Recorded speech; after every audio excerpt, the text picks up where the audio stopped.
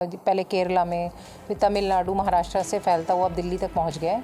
ये ओमिक्रॉन, एक आप लोगों ने सुना होगा नाम, उसी का सब वेरिएंट है। जो कोविड-19 का एक वेरिएंट है ओमिक्रॉन, उसका सब वेरिएंट है, मतलब उसी की फैमिली का समझ लीजिए।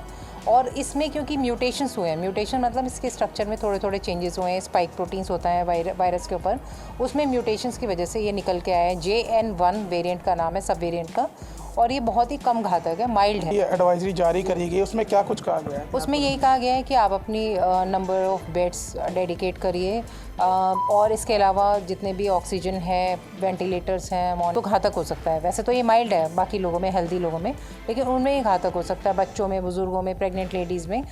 लेकिन उनको एहतियात भी रखने की ज़्यादा ज़रूरत है, और उनके अगर इन्फेक्शन होता है तो उनको ज़रूर टेस्टिंग 3 साल के बाद कोरोना ने एक बार फिर से देश में दस्तक दे दी है। अब तक बताए जा रहे हैं कि भारत में 312 केस सामने आ चुके हैं। वहीं अगर राजधानी दिल्ली की बात करें तो 23 मामले अभी तक बताए जा रहे हैं जो है सामने आए हैं। इस वक्त मेरे साथ इस पर ज़्यादा बातचीत करने के लिए लोकनायक अस्पताल की उप चिकित्सा अधीक्षक रितु सक्सेना जी हैं। मैम, सबसे पहले तो ये बताइए कि ये वेरिएंट कितना घातक है और कौन सा वेरिएंट है? देखिए, जो अभी सिंगापुर, हांगकांग और थाईलैंड के बाद जो इंडिया में आया है, जो पहले केरला में, फिर तमिलनाडु, महाराष्ट्र से फैलता हुआ अब दिल्ली तक पहुंच गया है। ये ओमिक्रॉन, एक आप लोगों ने सुना होगा नाम, उसी का सब वेरिएंट है। जो कोविड-19 का एक वेरिएंट है ओमिक्रॉन, उसका सब वेरिएंट है, मतलब उसी की फैमिली का समझ लीजिए। और इसमें क्योंकि म्यूटेशंस हुए हैं, म्यूटेशन मतलब इसके स्ट्रक्चर में थोड़े थोड़े चेंजेस हुए हैं, स्पाइक प्रोटीन्स होता है वायरस के ऊपर, उसमें म्यूटेशंस की वजह से ये निकल के आया है। JN1 वेरिएंट का नाम है सब वेरिएंट का, और ये बहुत ही कम घातक है, माइल्ड केस में आता है। और इसको हम कहते हैं variant of interest. Variant of concern होते हैं जिनमें चिंता का विषय होता है, लेकिन JN1 जो है वो वेरिएंट ऑफ इंटरेस्ट है, तो इसमें ऐसे कोई घबराने की बात नहीं है। और जहाँ तक हम बात करें तो लोगों को बस यही एहतियात रखने की आवश्यकता है कि जो पहले कर रहे थे कोविड के टाइम पे, कोविड जो रेस्पिरेटरी एटिकेट्स रखने चाहिए कि खांस रहे हैं, छींक रहे हैं तो मुँह पे हाथ रखिए, मास्क लगा के रखिए, और भीड़ भाड़ में जाने से बचें, जाएँ तो मास्क लगा लें, हाथ हमेशा धोते रहिए, और कोशिश करिए अपनी डाइट और मतलब न्यूट्रिशन का ध्यान रखिए, जिससे कि आपकी इम्यूनिटी बढ़िया रहे। तो आपको अटैक भी होगा तो माइल्ड होगा, आपको पता भी नहीं चलेगा और आप ठीक हो जाएंगे। मैम, सरकार की तरफ से भी एडवाइजरी जारी करी गई, उसमें क्या कुछ कहा गया है? उसमें यही कहा गया है कि आप अपनी नंबर ऑफ़ बेड्स डेडिकेट करिए, और इसके अलावा जितने भी ऑक्सीजन है, वेंटिलेटर्स हैं, मॉनिटर्स हैं, और जितनी भी चीज़ें यूज़ होने वाली हैं उनकी प्रॉपर चीज़ें बना के रखिए। वार्ड सेपरेट कर लीजिए जिससे आइसोलेशन हो जाए। और सेकेंडली, टेस्टिंग पे ध्यान दें।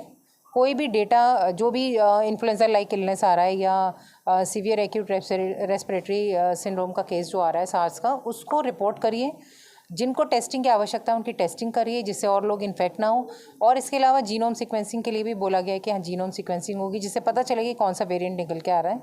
और ट्रेनिंग्स करानी है, जिससे कि लोगों को जो भूल गए हैं, वैसे तो सबको याद है, लेकिन फिर भी दोबारा से एक बार ट्रेनिंग होने से कि PPE कैसे पहने, पेशेंट को कैसे देखें, वेंटिलेटर्स, मॉनिटर्स, इनको कैसे चलाया जाए, कंसनट्रेटर्स कब यूज़ करना है इनका, ऑक्सीजन थेरेपी बेसिकली, तो इसका दोबारा से ट्रेनिंग्स करानी है। मैम, लोकनायक अस्पताल में अभी कोई स्पेशल वार्ड बनाया गया है कोई कोविड को लेकर? अभी कोई देखिए, अभी तो हमारी तैयारी चल रही है, कल ही आई है रात में एडवाइजरी, तो तैयारी वैसे तो पूरी है हमारी, फिर भी मैं इसे कमेंट नहीं करना चाहूँगी कि क्या की है, पर हाँ, एडिक्वेट हमारे पास तैयारी है। अगर कोई भी पेशेंट आएगा तो हम उसको ले सकते हैं। अभी मैम, जैसे अभी खांसी जुकाम होता था, लोग टेस्ट कराते थे, क्या टेस्ट कराने की जरूरत है? सबको टेस्ट कराने की आवश्यकता नहीं है। जिसको डॉक्टर सलाह दे रहे हैं, जिनको पहले से कोई कोमॉर्बिडिटी है, जैसे किडनी पेशेंट्स, या जिनको रेस्पिरेटरी की बहुत ज़्यादा दिक्कत रहती है, या कैंसर पेशेंट्स वगैरह हैं, या जिनकी इम्यूनिटी डाउन है, इम्यूनो कॉम्प्रोमाइज़ है, उनको ज़रूरत है बहुत ज़्यादा, क्योंकि ऐसे में अगर कोविड भी हो जाएगा उनको तो घातक हो सकता है। वैसे तो ये माइल्ड है बाकी लोगों में, हेल्दी लोगों में, लेकिन उनमें ये घातक हो सकता है, बच्चों में, बुज़ुर्गों में, प्रेग्नेंट लेडीज़ में।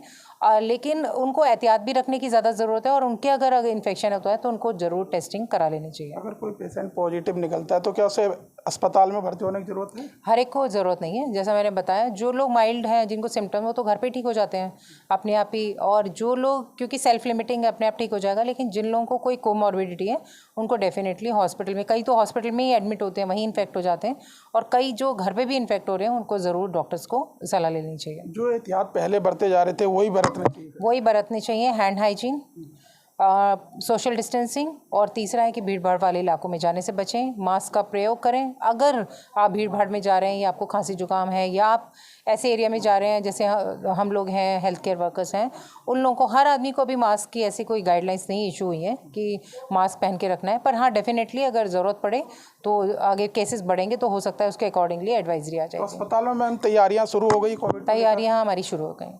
कोई डरने की जरूरत तो नहीं है लोगों को बिल्कुल पैनिक करने की जरूरत नहीं है।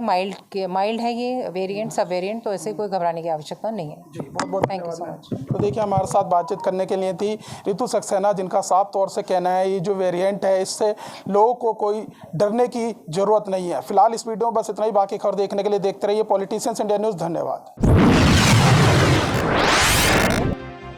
अगर आपको हमारा वीडियो अच्छा लगा तो हमारे चैनल को सब्सक्राइब करें, हमारी वीडियो को लाइक करें, शेयर करें और ऐसे ही देश की तमाम बड़ी खबरों के लिए जुड़े रहें पॉलिटिशियंस इंडिया के साथ।